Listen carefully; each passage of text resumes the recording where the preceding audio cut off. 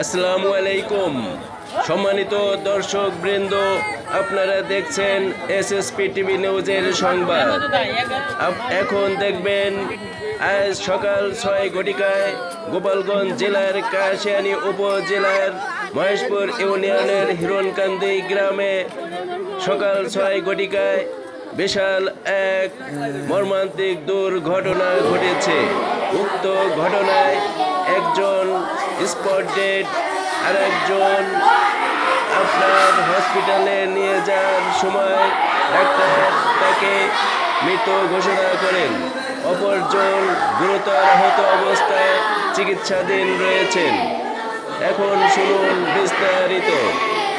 দেখুন, কাশিয়ানী উপজেলার সদর হসপিটালে আপনার স্বজনদের আহাজারি কিভাবে কান্নায় ফেটে পড়েছে। আকাশ বাতাস কম্পিত হচ্ছে তাদের আহাজারিতে।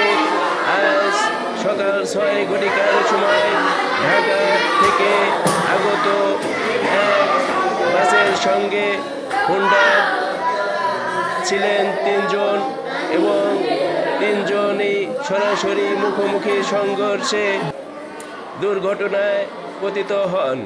উক্ত ঘটনায় তারা কাশিয়ানী থেকে যাচ্ছিলেন রূপপাত ইউনিয়নের কালীনগর গ্রামে, কিন্তু ভাগ্যের কি নির্মম পরিহাস, ভাগ্যের কি নির্মম ইতিহাস রচিত হয়ে গেল।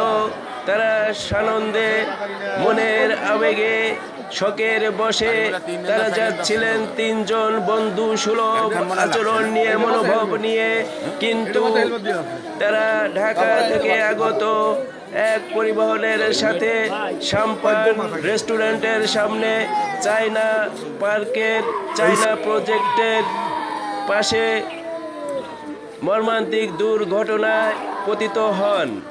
আসলে এটা মেনে নেওয়া যায় না, এটা সহ্য করা খুবই কঠিন। আসলে পৃথিবীর চিরাচরিত নিয়মের কাছে আমরা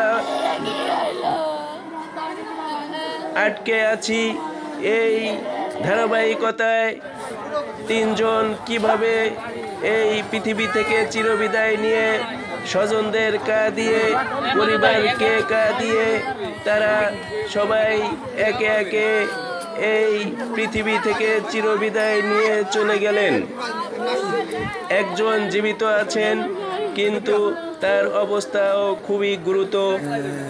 সামনে কি হয় বলা যায় না।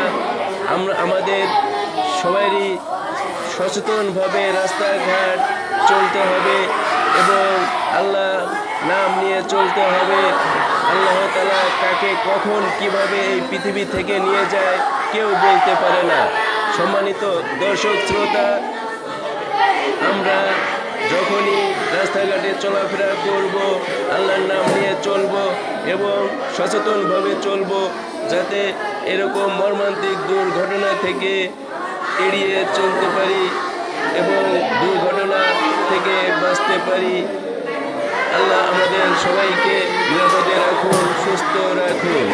দেখুন, কাশিয়ানী সদর হসপিটালে স্বজনদের কিভাবে কান্নায় আকাশ বাতাস ভারী হয়ে উঠছে।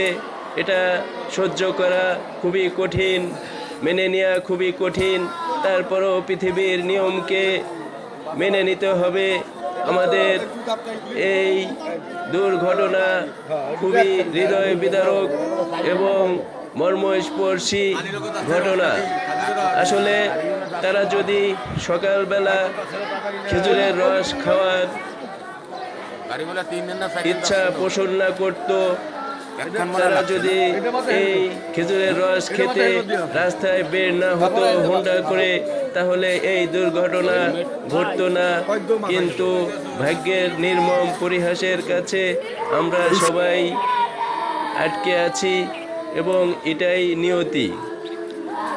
সম্মানিত দর্শক শ্রোতা, দেখতে থাকুন আর এই পেজটি ফলো করে লাইক কমেন্টস করে সঙ্গে থাকুন, পরবর্তী আপডেট পেতে যাতে সুবিধা হয়। ধন্যবাদ সবাইকে।